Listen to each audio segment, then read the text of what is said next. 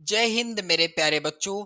जितने भी मेरे प्यारे बच्चे क्लास 10th में हैं और 21 फरवरी को गृह विज्ञान विषय का पेपर देंगे, आज का यह वीडियो आप सभी के लिए मोस्ट इम्पॉर्टेंट रहेगा, क्योंकि इस वीडियो में मैं लेकर के आ चुका हूं आपकी बोर्ड परीक्षा 2026 के लिए 21 फरवरी को होने वाले गृह विज्ञान विषय के पेपर के लिए एक वायरल मॉडल पेपर। और ये वायरल मॉडल पेपर है आपकी विषय गृह विज्ञान का। क्लियर मेरे प्यारे बच्चों, यहाँ आप अपना रोल नंबर लिख दीजिएगा। बोर्ड परीक्षा में यहाँ पर आपको अपना नाम लिखना है। क्लियर। और समय आपको बोर्ड परीक्षा में दिया जाएगा 3 घंटे 15 मिनट का। पूर्णांक रहेगा पेपर का 70 अंकों का। प्रारंभ के 15 मिनट आपको मिलेंगे प्रश्न पत्र पढ़ने के लिए, और निर्देश भी आप पढ़ लेंगे क्योंकि इनका पालन करना है आपको बोर्ड परीक्षा देते समय।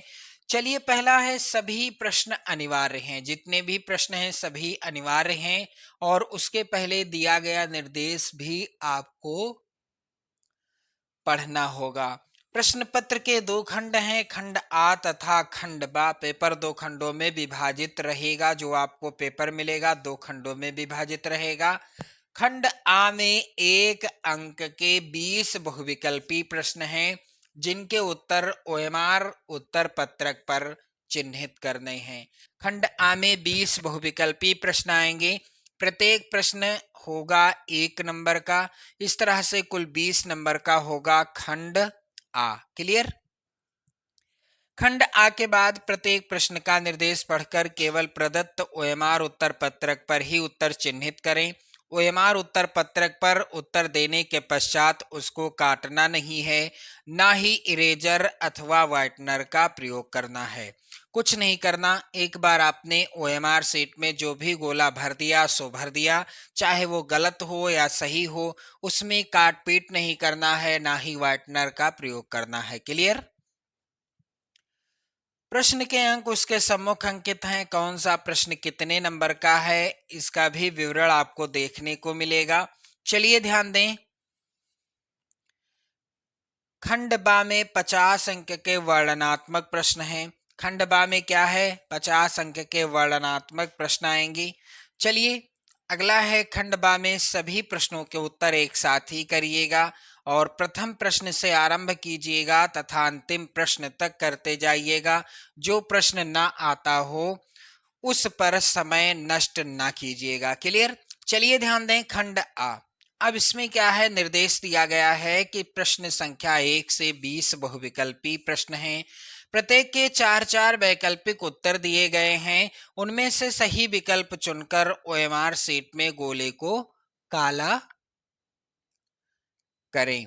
क्लियर। मेरे प्यारे बच्चों, 2026 बोर्ड परीक्षा के लिए यानी 21 फरवरी के लिए इन सभी महत्वपूर्ण प्रश्नों को आप तैयार कर लेंगे। चलिए, पहला प्रश्न जो कि आपको रटना नहीं है, कह रहा है कि सर्वोत्तम आदर्श पारिवारिक बजट किसे माना जाता है। तो सर्वोत्तम आदर्श पारिवारिक बजट माना जाता है बचत का बजट। यहाँ पर सी वाला विकल्प सही होगा। चलिए, दूसरा प्रश्न है, घर की बचत करने के लिए निम्न में से सबसे अच्छा विकल्प कौन सा है। यदि घर में धन को बचाना है, इसके लिए डाकघर और बैंक ये दोनों सबसे अच्छे विकल्प साबित होंगे। यहाँ पर सी वाला विकल्प सही होगा। क्लियर। यानी विकल्प ए और बी दोनों। चलिए, अगला है 1 किलोग्राम दाल का मूल्य 80 रुपये है, तो 6 किलोग्राम दाल का मूल्य क्या होगा। बिल्कुल बेसिक सा प्रश्न है, कैसे सॉल्व करेंगे। 1 किलोग्राम दाल का मूल्य है 80 रुपये, 6 किलोग्राम दाल का मूल्य क्या होगा, 0 हो जाएगा। यहाँ पर 8×6 = 48, 480 रुपया हो जाएगा। मेरे प्यारे बच्चों, 480 रुपया हो जाएगा 6 किलोग्राम दाल का मूल्य। अगला प्रश्न है, सजावट का क्या अर्थ है। ये प्रश्न भी बहुत ही ज्यादा इंपॉर्टेंट है। सजावट का क्या अर्थ है। चलिए ध्यान दें आप लोग। सजावट जो है यहाँ पर इसका उत्तर क्या हो जाएगा, सजावट का अर्थ क्या है।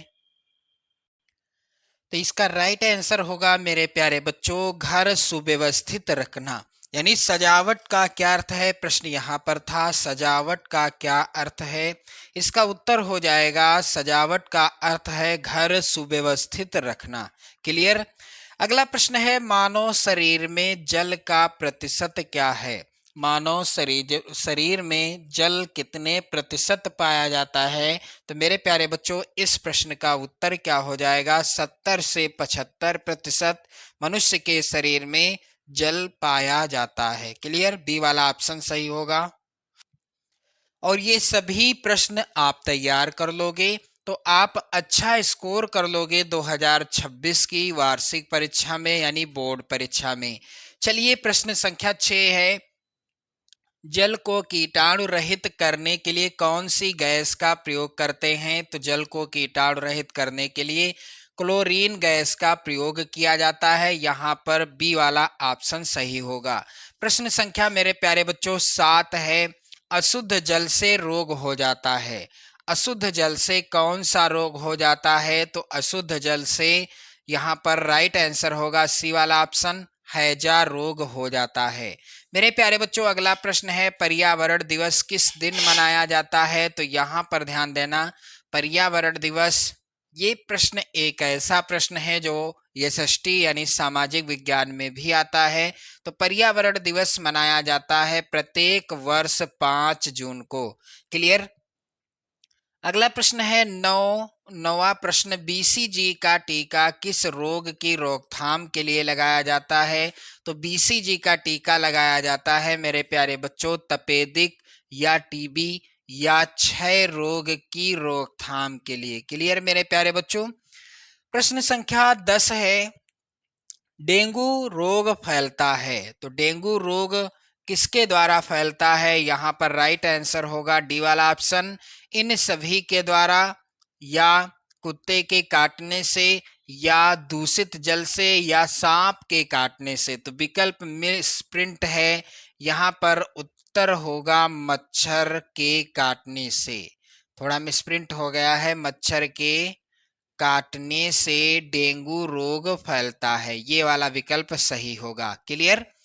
वस्त्रों की धुलाई के लिए कौन सा जल उत्तम होता है। तो वस्त्रों की धुलाई के लिए कौन सा जल उत्तम होता है, मृदु जल। और 12वां जो प्रश्न है यहाँ पर ये मिसप्रिंट है, आप लोग ध्यान दें। प्रश्न संख्या 13वां है, कौन सा विटामिन जल में घुलनशील है। प्रश्न संख्या 13 है, जल में घुलनशील विटामिन कौन सा है। तो यहाँ पर राइट आंसर होगा डी वाला ऑप्शन, विटामिन के। मेरे प्यारे बच्चों अगला प्रश्न है, अतिसार के रोगी का भोजन होना चाहिए। तो अतिसार के रोगी का भोजन कैसा होना चाहिए। यहाँ पर राइट आंसर हो जाएगा नरम व तरल आहार देना चाहिए। अगला प्रश्न है, हड्डी की मजबूती किस तत्व के कारण होती है। तो हड्डी की मजबूती होती है कैल्शियम के कारण। यहाँ पर सी वाला विकल्प सही होगा। और प्रश्न संख्या 16 है, मोच की पहचान या लक्षण क्या है। मोच की पहचान या लक्षण क्या है। मेरे प्यारे बच्चों पीड़ा होना यानी दर्द होना, सूजन होना, मांसपेशियों में खिंचाव। यहाँ पर राइट होगा आंसर इनमें से सभी। प्रश्न संख्या 17 है, मानव शरीर में फेफड़ों की संख्या होती है। तो आप सभी जानते हैं कि हमारे शरीर के अंदर कितने फेफड़े हैं, 2 फेफड़े हैं। मूर्छित अवस्था में घायल को स्थानांतरित करने की विधि क्या है। कोई व्यक्ति मूर्छित हो गया है और उसको एक स्थान से दूसरे स्थान पर ले जाना है, इसके लिए सबसे अच्छी विधि है उसे कंधे पर लाद कर ले जाना। क्लियर। अगला प्रश्न है, यहाँ पर बर्फ की टोपी का प्रयोग करते हैं। तो बर्फ की टोपी का प्रयोग कब करते हैं। यहाँ पर राइट आंसर होगा जब किसी को तेज बुखार होता है। जब किसी को तेज बुखार होता है तो हम क्या करते हैं, ठंडी सेंक देने के लिए, ठंडी सेंक देने के लिए क्या करते हैं, बर्फ की टोपी का प्रयोग करते हैं ठंडी सेंक देने के लिए। क्लियर। अगला प्रश्न है, एक सामान्य स्वस्थ व्यक्ति का तापक्रम कितना होता है। मेरे प्यारे बच्चों, इस प्रश्न का उत्तर हो जाएगा 98.4 डिग्री फ़ारेनहाइट। तो इस तरह के 20 बहुविकल्पी प्रश्न आने हैं जिनका उत्तर आपको ओएमआर सीट में देना है और ये 20 नंबर पूरे पूरे पक्के कर लेना है। चलिए इसके बाद खंड बा। अब यहाँ पर भी निर्देश दिया गया है कि प्रश्न संख्या 21 से 26, प्रश्न संख्या 21 से 26 अति लघुत्तरीय हैं। प्रत्येक प्रश्न का उत्तर अधिकतम आपको 25 शब्दों में लिखना है और ये हर एक प्रश्न, यहाँ पर प्रश्न संख्या 21, 22, 23, 24, 25 और 26, प्रत्येक प्रश्न 2 नंबर का पूछा जाएगा। आप लोग ध्यान दें। तो यहाँ पर जो भी प्रश्न है इन्हें आप तैयार करके जाना बोर्ड परीक्षा 2026 के लिए। चलिए ध्यान दें। पारिवारिक बचत बनाने में उत्पन्न होने वाली कोई 2 बाधाएं लिखिए। पारिवारिक बजट होगा यहाँ पर। पारिवारिक बजट बनाने में, पारिवारिक बजट बनाने में उत्पन्न होने वाली कोई 2 बाधाएं कौन कौन सी हैं? तो चलिए ध्यान देना। इस प्रश्न का उत्तर कैसे आपको लिखना है, तो यहाँ पर प्रश्नोत्तर संख्या 21, शिक्षा का अभाव, बजट के प्रति उदासीनता, सामाजिक कुप्रथाएं आदि मुख्य बाधाएं हैं जो पारिवारिक बजट बनाने में उत्पन्न होने वाली प्रमुख बाधाएं मानी जाती हैं। चलिए प्रश्न संख्या 22 है, आदर्श कुआं किसे कहते हैं? हर साल बोर्ड परीक्षा में ये प्रश्न आता है कि आदर्श कुआं किसे कहते हैं। मेरे प्यारे बच्चों, इसका उत्तर कैसे लिखना है? प्रश्नोत्तर संख्या 22, आदर्श कुआं उसे कहते हैं जिसकी दीवारें पक्की होती हैं और कुएं के ऊपर छावनी होती है। इसका पानी साफ होता है क्योंकि जल अंदर से रिस रिस कर आता है। क्लियर मेरे प्यारे बच्चों, ये इस प्रश्न का उत्तर आपने देख लिया। चलिए ध्यान दें, अगला प्रश्न है यहाँ पर, जीवन रक्षक घोल किस रोगी को दिया जाता है? ये प्रश्न इंपॉर्टेंट है और इसका उत्तर कैसे लिखना है?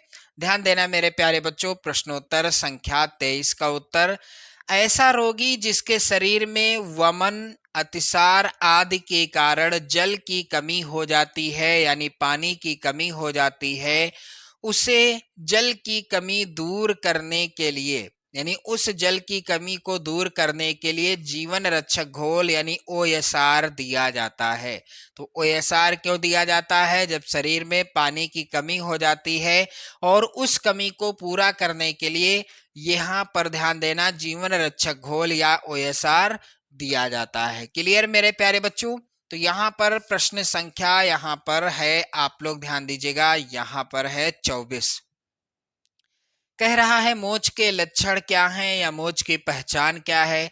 यदि किसी को या आपको कभी मोच आई है तो उसकी पहचान आप लोगों को पता होगी या आपने देखा होगा जब किसी को मोच आई है। तो चलिए ध्यान देना, इस प्रश्न का उत्तर आप लोग ध्यान देना कैसे लिखना है। प्रश्नोत्तर संख्या 24 कह रहा है मोच आने के लक्षण। चलिए पहला लक्षण है, संबंधित अंग में सूजन आ जाती है। जहां पर मोच आएगी वहां पर सूजन आ जाती है तथा इधर उधर हिलाने डुलाने में पीड़ा होती है और उस अंग को इधर उधर हिलाने डुलाने में भी दर्द होता है। दूसरा है, मोच आने वाले अंग का रंग कुछ कुछ नीला काला होने लगता है और मोच जहां पर आती है, जिस अंग में आती है, वहां का रंग क्या होने लगता है? कुछ कुछ नीला और काला होने लगता है। क्लियर? चलिए अगला प्रश्न संख्या 25 है, स्पंज किसे कहते हैं? इसकी कब आवश्यकता पड़ती है? 2026 में यानी 21 फरवरी को ये प्रश्न बिल्कुल 100% पूछा जाएगा। आप लोग याद कर लेना इसका उत्तर, स्पंज किसे कहते हैं। तो चलिए ध्यान देना, प्रश्नोत्तर संख्या 25 कैसे लिखना है इसका उत्तर, जब व्यक्ति को चोट लगी हो, जब व्यक्ति को चोट लगी हो अथवा ऐसी बीमारी से ग्रसित हो जिसमें स्नान कर पाना संभव नहीं है, यानी वह स्नान नहीं कर सकता, ऐसी दशा में स्पंज की आवश्यकता पड़ती है। स्पंज करने की पद्धति यह है कि गर्म या ठंडे पानी में तौलिया को भिगोकर निचोड़ लिया जाता है। उसके बाद रोगी के कपड़े उतारकर पूरे शरीर में तौलिया से पोंछा जाता है? किससे तौलिया से पोंछा जाता है? यही है स्पंज। क्लियर।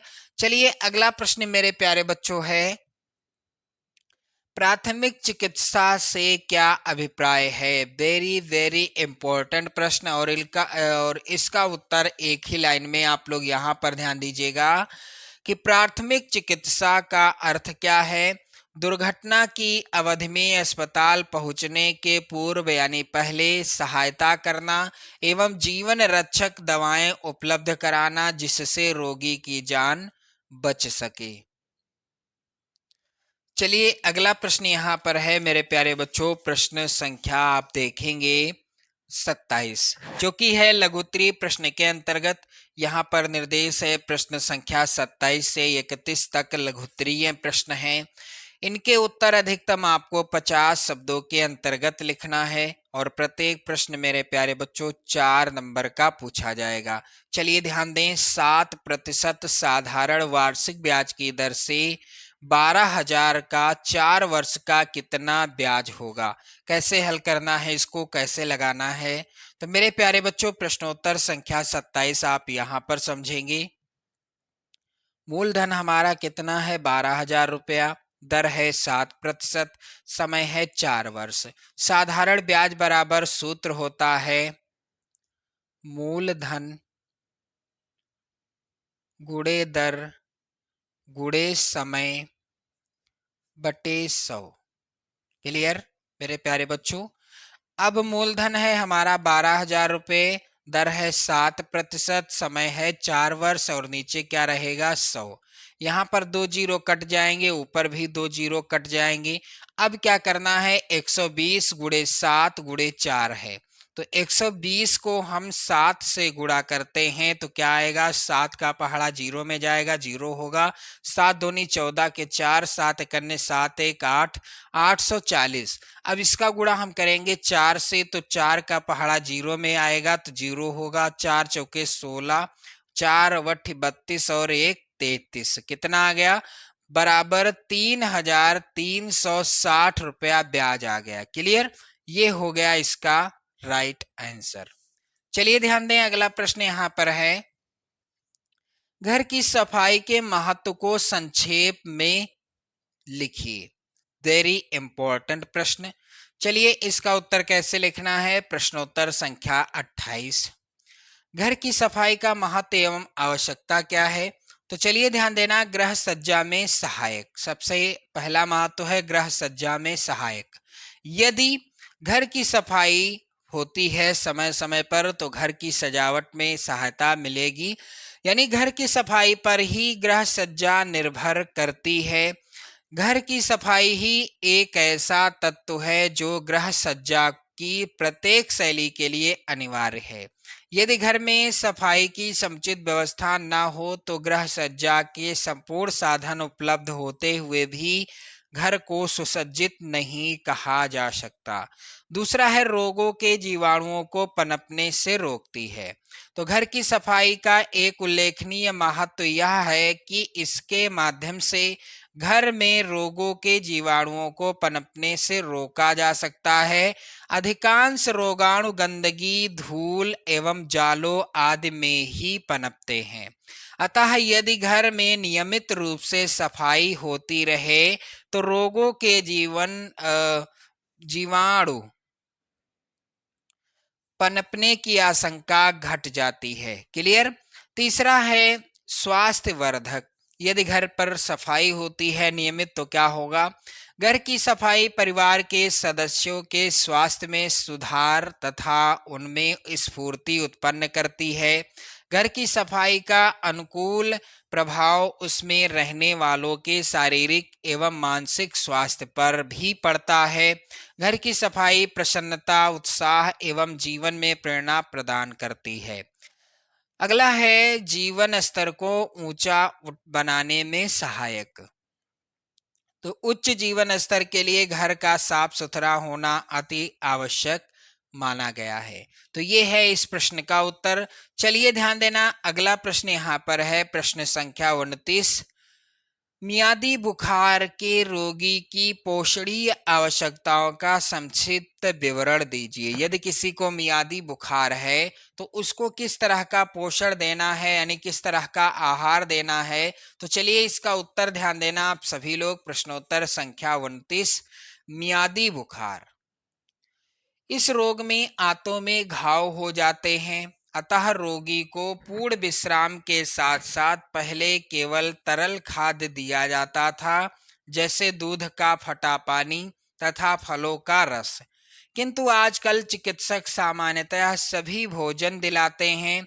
इसमें इतना ही ध्यान रखा जाता है कि वसा और मसालों का प्रयोग कम से कम हो तथा हल्की मुलायम और सुपाच्य चीजें दी जाएं। अंडा और अच्छी तरह पका मांस भी दिया जाता है। इस रोग में लावे का पानी या लावा बहुत लाभप्रद सिद्ध होता है।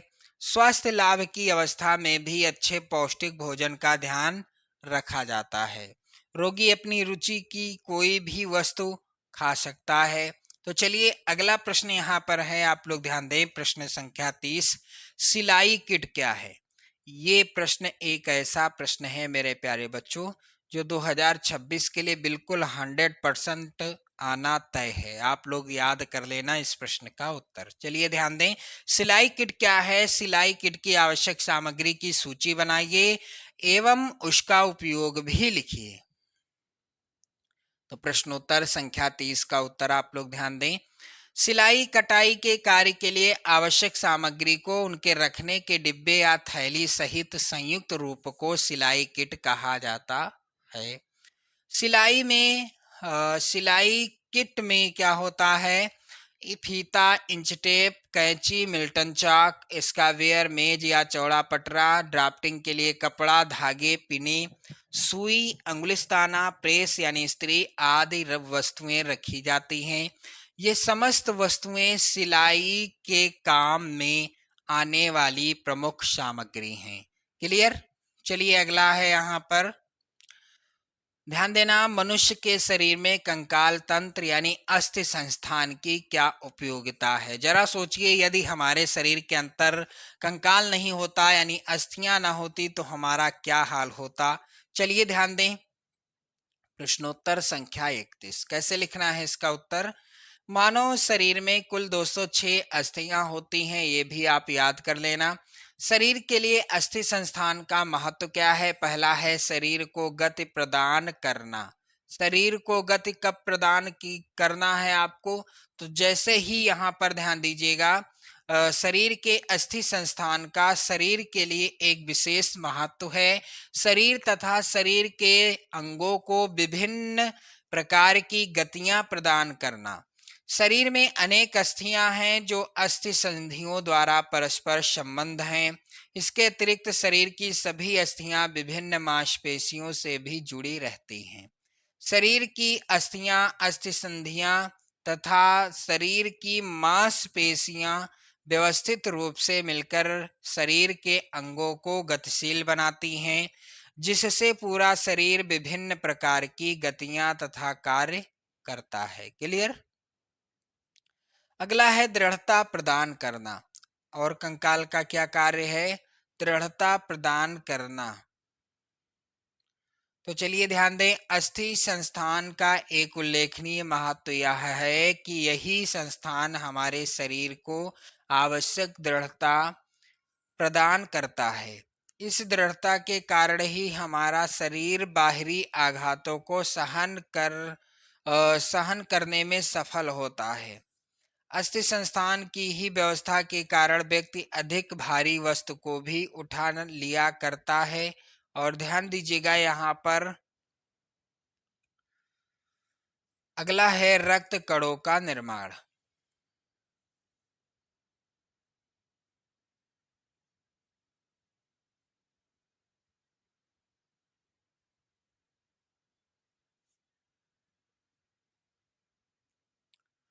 चलिए इसके अंतर्गत क्या लिखना है।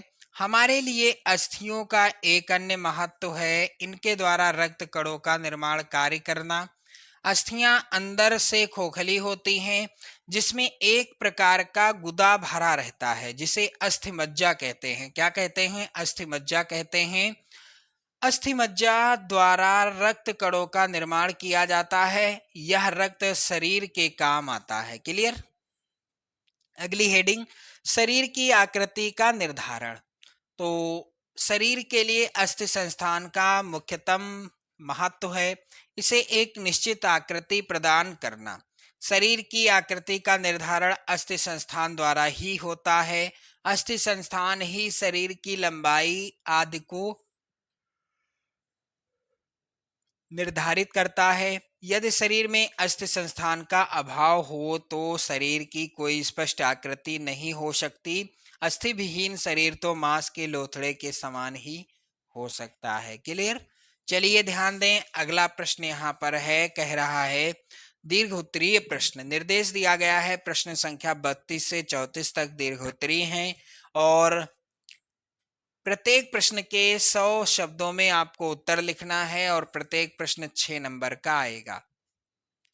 तो चलिए ध्यान देना, यहाँ पर पहला प्रश्न है जो कि बहुत ही ज्यादा इंपॉर्टेंट है। निर्देश दिया गया है प्रश्न संख्या 32 से 34 दीर्घोत्तरीय हैं।